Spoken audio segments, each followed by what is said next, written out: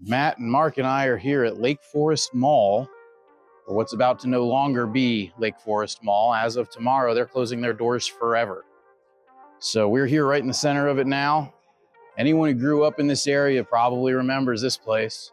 This is the former site of, I believe it was called Professor Frog's Playground, or something like that. They had a really cool little waterfall that went into a fountain. It was always chock full of pennies. People used to throw pennies in there. It's a 100-acre lot, and they're going to be building some pretty incredible stuff here. It's going to be another kind of downtown, almost like the Kentlands, that sort of thing, where it's going to be a live, work, eat, shop, all that stuff right in one area, that mixed use kind of development. A lot of us, myself included, and I know Matt and Mark as well, we all hung out here when we were young. So we have over here, this is one of the big anchors. This used to be Macy's. Before that, it was actually Hex. That was a long, long time ago. We have 4 anchor stores here. There was the Macy's, there was Lord & Taylor across the way, and then on the sides were Sears and JCPenney's. So we're gonna take a walk around real quick and see if we can find any of the places that used to be the real fixtures for our generation. This is an important one here. A lot of us got our very first ear piercings, including myself, right here at Claire's. So if you want a surgical procedure performed on you by a 16-year-old, this is the place to do it. This is the JCPenney side over here. We're gonna go downstairs because there's a couple of cool things down here. One of which being this wild sculpture here. This was actually put in when the mall first opened in 1978. They got a neat picture downstairs on one of the walls near the entrance of a guy taking an angle grinder to it and polishing it up. So I guess, I don't know at what point it got painted red, but at one point it was shiny metal, just like these things. So these 2 stores here, Mark and I were arguing about this. I thought at first that one of these had been KB Toys and the other one had been Suncoast, but I think I might have been wrong. Oh, Suncoast was it? So this was Suncoast. Okay, and then this one would have been Walden Books, right? This was the bookstore, Walden Books, back in the day, before Borders was even a thing. So that was a cool place to go.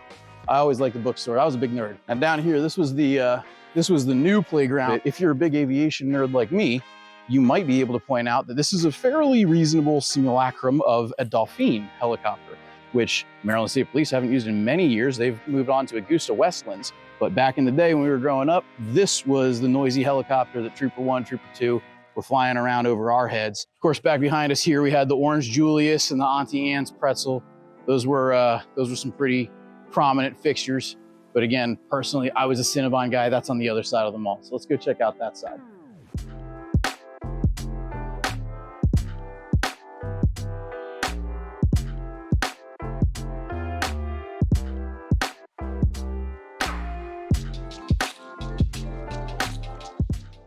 Oh yeah, it was one of these, right? Yeah, one of these was Pacific Sunwear, Pac Sun.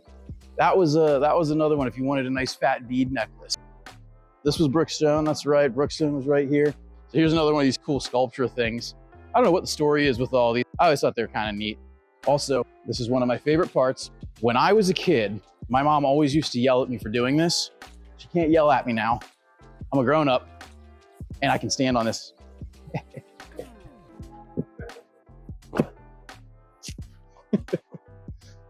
Let's head over to my favorite part of the mall, place that me and all my weird friends used to hang out. We were the weird kids for sure. But the weird kids had the best sense of style, the best taste in music. So there's the big old glass elevator. Looks like somebody's about to take a trip on it now. That thing was always neat when I was a kid. Thought it was just the coolest thing, being able to see the whole mall as you were going down. It's actually not all that exciting as an adult, but it brings back memories. And yeah, this part right here, this was that playground with the fountain and the waterfall came off of that.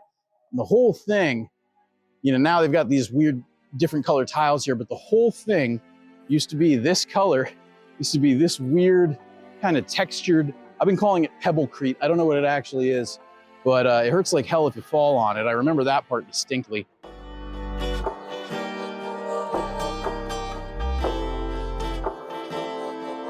That's right, Mark just pointed out, one of these over here was EB Games back in the day. And Mark also reminded me there was a comic book store here. Was it Beyond Comics? Is that what it was? Beyond Comics used to be over here too. It was back in that corner.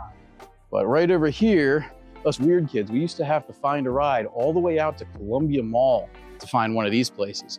But this, when it finally opened here, man, that was a game changer. This was Hot Topic. I know. I think I got my first pair of like plaid punk rock pants in that place. So, and over here, this is one Mark had corrected me on, but as soon as I saw it, I remembered he's absolutely right. This was FYE. And then over here next to it, this is a fun one. This was Spencer's. I had a few friends who worked at Spencer's back in the day. That was a heck of a place, especially, I don't know if it was really ever age appropriate for anyone, but we used to hang out in here all the time anyway. And of course we had this neat little pit thing, man. I always used to love this. We used to like hanging out down here back in the little shady area.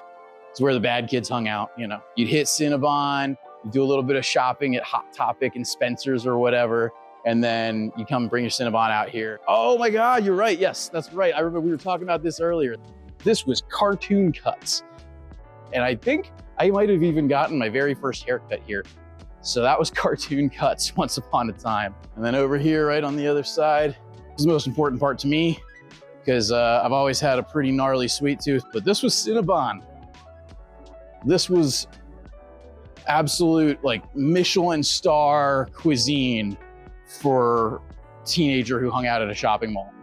This place was something else. One of my buddies reminded me, because he used to actually work security here a long time ago, and he pointed out that this place right here used to be Long John Silver's.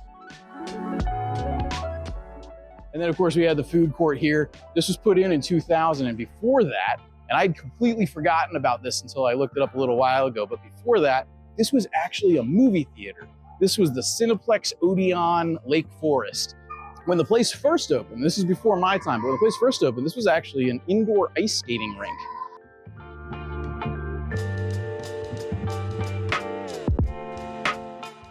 So this property, again, it's a 100-acre lot. It's going to be torn down. The building's gonna be torn down early next year, and they're gonna start building a nice little downtown area right here in the middle of Gaithersburg. It's probably gonna be super nice. It's gonna be, I think, again, a really good idea for what to do with this area. As much as I am gonna miss the mall, if I'm being honest, mixed use development, that's the way of the future. And not only that, but here's gonna be my little pitch for me and Matt and Mark as well. The area right around here still has some pretty cheap condos. You wanna get into this area now, might not be a bad idea. As soon as this gets built up, you saw what happened to the Kentlands, you saw what happened to Urbana. Same thing's gonna happen here.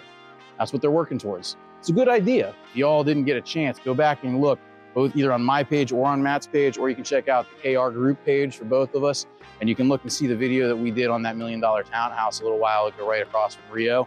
That place is super nice.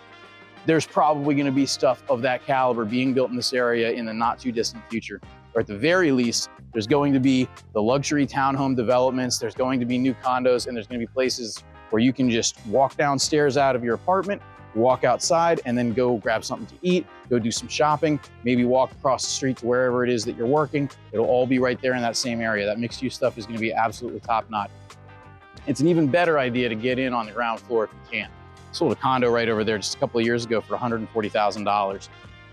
I'm not gonna speculate, but I'm gonna let you all speculate. Maybe drop it down in the comments. What do you think those condos are gonna be worth when this place looks like the Kentlands?